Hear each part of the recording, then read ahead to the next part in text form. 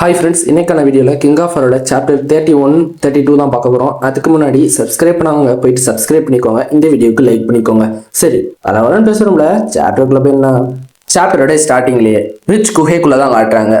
டேரியோ கிராமமும் மோயின் ஃபேமிலியும் சரிக்கு சமமாக சண்டை போட்டுக்கிட்டு இருக்காங்க. அதுல இருந்து ஸ்டார்ட் ஆகுது.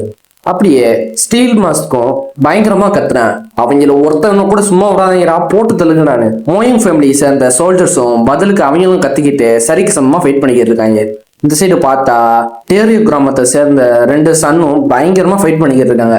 அது மட்டும் இல்லாம லயன் லீகை சேர்ந்த ரென்னும் பயங்கரமா ஃபைட் பண்ணிக்கிட்டு இருப்பான். அவனும் எதிரில் வர சோல்ஜர்ஸை கண்ட துண்டமா வெட்டி போட்டுக்கிட்டு இருப்பான். அவனும் எல்லா பத்தியும் வெட்டி முடிச்சுட்டு ஒரு இடத்துல நின்றுக்கிட்டு இருப்பான்.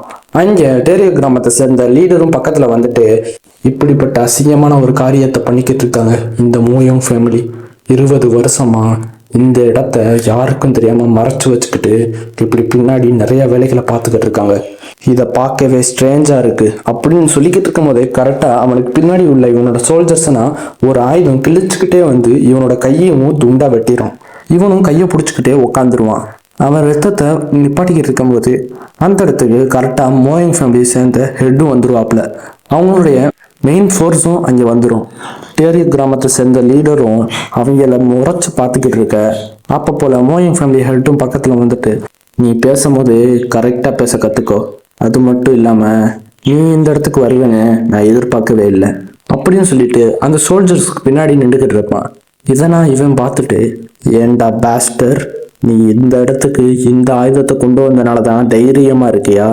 மோயிங் ஃபேமிலி ஹெட்டு இதெல்லாம் கேட்டுட்டு கோவத்துல அவரோட ஆயுதத்தை பயன்படுத்தி அட்டாக் பண்ண போறாப்புல. அப்படியே கட் பண்ணி நம்ம ஹீரோ சைடு காட்டுறாங்க. நம்ம ஹீரோவும் அப்பதான் அந்த குகைக்குள்ளேயே வந்திருப்பாங்க. உள்ளக்க போகும்போதே வெளியில நிறைய பேர் செத்து கிடந்ததோட உள்ளக்க அதுக்கு மேல அதிக பேர் செத்து கிடப்பாங்க.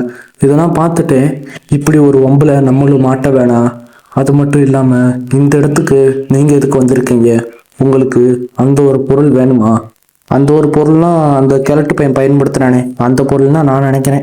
இவனும் இதை பத்தினா சொல்லிக்கிட்டு இருக்கும் போது ஹீரோவும் அதை பத்தி கேட்டுட்டு, நீங்க ஏன் இப்படி நினைக்கிறீங்க, எனக்கு அந்த பொருள்லாம் தேவையே இல்லை, அதுவும் இல்லைன்னா அப்பனா எதுக்கு, எனக்கு நான் அந்த ஒரு இதெல்லாம் தேவையே இல்லை. என்னது, அந்த ஒரு பொருள் உனக்கு வேணாமா? அந்த ஒரு பொருளை நிறைய வாரியர்ஸ் தேடிக்கிட்டு இருக்காங்க.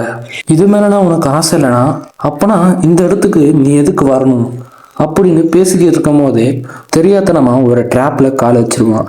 கீழே அவங்களும் பார்க்கும்போது ஸ்ட்ரெயிட்டா ஒரு கல்லை அட்டாக் பண்ண வரும். அதை பார்த்த பிச்சைக்காரன், இது என்னால் தடுக்க முடியாது அப்படின்னு சொல்லிட்டு அதை எப்படியோ தடுக்கணும் முயற்சி பண்ணுவான். அதோட ஃபோர்ஸ்னா அவனோட சட்டையை கிழிச்சுக்கிட்டு இருக்கும். அப்போ போல ஹீரோவும் அவனோட பவரை பயன்படுத்தி அந்த கல்லை சுக்கு சுக்கான்னு நொறுக்கிடுவான். அதை நொறுக்கின பரப்பு பிச்சைக்காரன்ட்ட போயிட்டு, இதான் என்னோட பவர், இது ஈவில் ஸ்பிரிட் ஜெனரல்ஸ்னா பயன்படுத்துறது, அது மட்டும் இல்லாம 1000 வருஷமா இந்த பவரை பயன்படுத்திக்கிட்டு வரவங்கள யாராலையும் தோக்கடிக்கவே முடியல. என்னது, ஈவில் ஸ்பிரிட் ஹெவன்லி ஆர்ட்டா, இப்படி ஒரு இதை நான் கேள்விப்பட்டதே இல்லையே, அப்பனா இது என்ன தற்காப்புக்களை? அப்படியே பேசிக்கிட்டே அந்த குகையோட நடுப்பகுதிக்கு வந்துருவாங்க. முன்னாடி இருக்கிறத பார்த்த ஹீரோவும், என்னது இந்த குகைக்குள்ள இப்படி ஒரு இடமா, எனக்கும் என்னன்னு தெரியல, ஆனா அங்கே முன்னாடி நிறைய பேர் இருக்காங்களே, அந்த ஒரு ஆயுதம், அங்கே மோயங் ஃபேமிலி ஹெட்டு பயன்படுத்துறாரு, அந்த ஒரு ஆயுதத்தை தான் இந்த முறையுமே தேடிக்கிட்டு இருக்கு. அது மட்டும் இல்லாம அவங்க பயங்கரமா ஃபைட் பண்ணிக்கிட்டு இருக்காங்க. இந்த நேரத்துல நீங்க என்னதான் பண்ண போறீங்க, இல்லைனா அவங்கள போட்டு தள்ளிட்டு அந்த ஒரு பொருளை நீ கைப்பற்றிக்க போறியா? அப்படி பண்றது ரொம்பவே கஷ்டம். இந்த சைடு ஹீரோவும் அந்த பிச்சைக்காரன் சொல்றதெல்லாம் கண்டுக்காம ஒரு வீட்டை பார்த்து அங்கே போவான். ஏய், நீ எங்க போற? முன்னாடி ஒரு பொக்கிஷமே இருக்கும்போது நீ வேற எங்கிட்ட போயிட்டு இருக்கிய. இவன் ஒரு டிஃப்ரெண்டான பர்சனா இருக்கான். சரி, அவன் முன்னாடியே போவோம். ஹீரோவும் அந்த வீட்டுக்கு முன்னாடி வந்து நின்றுவான். அந்த வீட்டுக்குள்ள நிறைய கைதிகள்னா இருப்பாங்க. ஹீரோவும் அதை பார்த்துட்டு, நான் எதிர்பார்த்தது மாதிரி தான் எல்லா பேரும் இந்த இடத்துக்குள்ளதான் இருக்காங்க, அப்பனா அவங்க தான் காணாம போன ஆளுங்களா? ஹீரோவும் ஆமான்னு சொல்லிட்டு அந்த ஒரு இடத்த பிரேக் பண்ண ஆரம்பிச்சிருவான். இந்த சைடு மோயங் ஃபேமிலியோட ஹெட்டுக்கும் அது சென்ஸ் ஆகும். இவரும் அந்த சைடு யார் அதுன்னு பார்க்க, ஓ அவங்களா, கைப்பாங்கின் ஞானி அங்கே இருக்காரு. அப்படியே அந்த 2 ஹீரோஸை கூப்பிட்டு, நீங்கள் 2 பேரும் போய் என்னோட மெயின் ஃபோர்ஸை பயன்படுத்தி அங்கே உள்ள அந்த 2 பேர்த்தையும், அது மட்டும் இல்லாமல் நம்ம பிடிச்சி வச்ச கைதிகளையும் சேர்த்து அவங்கள எல்லா பற்றியும் போட்டு தெரியுங்க. சரிப்பா, எனக்கு புரிஞ்சு, இனிமேல் அவங்க இந்த உலகத்தில் இருக்க மாட்டாங்க.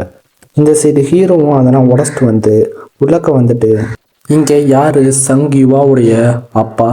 சங்கிவானா ஹீரோ வெளியில் பார்த்தால ஒரு சின்ன பையன். அந்த சின்ன பையனுடைய அப்பாவை தேடி தான் இந்த இடத்துக்கு ஹீரோ வந்திருக்கான் போல். அப்போ போல் முன்னாடி ஒரு பர்சன் வந்துட்டு நான் தான் சங்கிவாவுடைய அப்பா. அது மட்டும் இல்லாமல் அந்த பையனும் அவங்க அம்மாவும் நல்லா இருக்காங்களா? அவங்க 2 பேரும் இப்போதைக்கு நல்லா இருக்காங்க. நான் வந்து உன்னைய வந்து ரெஸ்கியூ பண்ண தான் இந்த இடத்துக்கு வந்திருக்கேன். வா இப்போவே நம்ம இந்த இடத்த விட்டு கிளம்புவோம். இதை கேட்டு அந்த பர்சனும் பயங்கரமாக எமோஷன் ஆகி அழுதுகிட்டு ரொம்பவே அவங்க நல்லா இருக்காங்களா? எனக்கு கேட்கவே சந்தோஷமா இருக்கு. ஆனால் ஏன் இந்த மாதிரி நாங்கன்னா கஷ்டப்பட்டுக்கிட்டு இருக்கோம்? இந்த உலகத்தில் இன்னும் நீதி நேர்மைனா இருக்கா? பிறகு ஏன் இந்த உலகத்தில் என்ன நடக்குதுன்னு கூட தெரியாமல் சாதாரண மக்கள் இப்படி கஷ்டப்பட்டு இறக்கணும்? என் கூட வந்தவங்க இந்த இடத்துல 100 பேர்கிட்ட இறந்து போயிருக்காங்க. அது மட்டும் இல்லாமல் இதுக்கு யார் தான் பொறுப்பேற்றுக்க போகிறா? இங்கே இவங்க உசுரோட தான் இருக்காங்களா இல்லை இறந்து போயிட்டாங்களான்னு சொல்லி வெளியில் உள்ள அவங்க ஃபேமிலிஸ்னால் ரொம்ப கவலையோடு இருப்பாங்க. இதுக்குன்னா காரணமான அந்த மோயன் ஃபேமிலி ஹெட்டு அவன் ஒரு மான்ஸ்டர். ஹீரோவும் அந்த ஒரு பேரை கேட்டோடனே அவன் யாரா இருப்பான் அப்படி சொல்லி யோசிச்சுக்கிட்டு இருப்பான். இந்த சைடு பிச்சைக்காரனும் அப்பனா அந்த மோயன் ஃபேமிலி ஹெட்டு தான் இதுக்குன்னா காரணமா? அதில் இவன் தான் முக்கிய குற்றவாளியா அப்படின்னு சொல்லி கேள்வி கேட்டுக்கிட்டு இருக்க. இந்த சைடு ஹீரோவும் அவனை பற்றி யோசிச்சுக்கிட்டு இருப்பான். நான் அவனை முக்கியமாக சந்திச்சே ஆகணும்.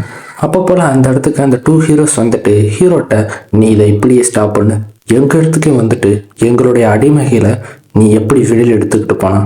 என்னது சாதாரண மக்கள்கள் உங்களுக்கு அடிமையா? அப்படியே 2 பேரும் அவங்க மூஞ்சியை மாற்றி பார்த்துக்கிட்டு இருப்பாங்க. அப்படியே பிச்சைக்காரனும் அங்கே முன்னாடி இருக்கிற மோயங் ஃபேமிலியோட வாரியர்ஸை பார்க்க நிலைமை ரொம்பவே கைமீறி போய்கிட்டு இருக்கு. இப்போ இவங்களுடைய ரகசிய படையை இப்போ வெளியில் வந்திருக்காங்க. இங்கே இருக்கிற வாரியர்ஸ் எல்லா பேரும் ரொம்பவே ஸ்ட்ராங்கஸ்டான ஆளுங்க. மோயங் ஃபேமிலி கடந்த 20 வருஷமாக இப்படி ஒரு ஸ்குவாடை உருவாக்க கஷ்டப்பட்டு இருந்திருக்காங்க. இவன் இவ்வளோ பில்டப் கொடுத்து பேசிக்கிட்டு இருக்க. நம்ம ஹீரோவும் நீ வந்து பின்னாடி இருக்கிற ஆளுங்களை மட்டும் பார்த்துக்கோ, நான் முன்னாடி இவங்களை போயிட்டு பார்த்துக்கிறேன்னு சொல்லிட்டு களத்தில் இறங்க ஆரம்பிச்சிருவான். நீ இப்போ எங்கே போகிற, என்னதான் பண்ண போகிறேன்னு சொல்லி கேட்க ஹீரோவும் நான் சொன்னது மாதிரி தான், நான் வந்து இவங்களெல்லாம் போட்டு தள்ளிட்டு மோயிங் ஃபேமிலி ஹெட்டை போயிட்டு பார்க்க போகிறேன். முன்னாடி அந்த பிளாக் ஸ்குவாடில் கேட்டுக்கின்ற ஒரு ஆள் என்னது எங்களுடைய தலைவர் பேரை சொல்லி கூப்பிடுறியா? உனக்கு உன்னோட உசுர் மேலே ஆசையே இல்லைன்னு நினைக்கிறேன் அப்படின்னு சொல்லிட்டு அவனோட சோடை வெளியில் எடுப்பான். நான் உன்னோட தலையை தனியாக எடுத்து எங்கள் எஜமானன்கிட்ட போயிட்டு கொடுப்பேன். ஹீரோவும் அவனை ஒரு மாதிரி பார்த்துக்கிட்டு இருக்க. அவனும் அவனோட ஸ்வோர்டை எடுத்துட்டு நீ இதை தடுத்து பாடுறான்னு சொல்லிட்டு அட்டாக் பண்ண வருவான். இந்த சைடு அந்த வாரியர்ஸை நான் பார்த்த பிச்சைக்காரனும் என்ன மோயங் ஃபேமிலிக்கு இவங்க உசுரையே கொடுப்பாங்க போல. இந்த சைடு ஹீரோவும் ஒரு மாதிரி சிரிச்சுக்கிட்டு இருப்பான். அப்படியே அவனோட பவர்ஸனை வெளியில் விட அங்கே எல்லா பேரும் பயங்கரமாக ஷாக் ஆகுவாங்க.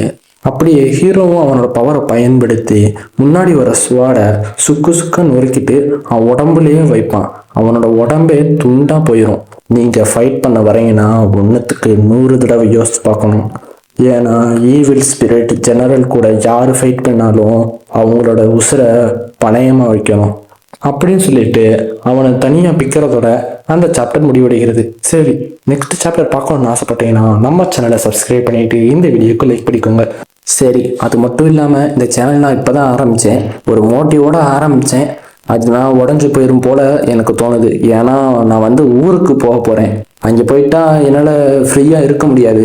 அதனால் வீடியோ போட வாய்ப்பு இருக்குமா இருக்காதான்னு சொல்லி தெரியலை.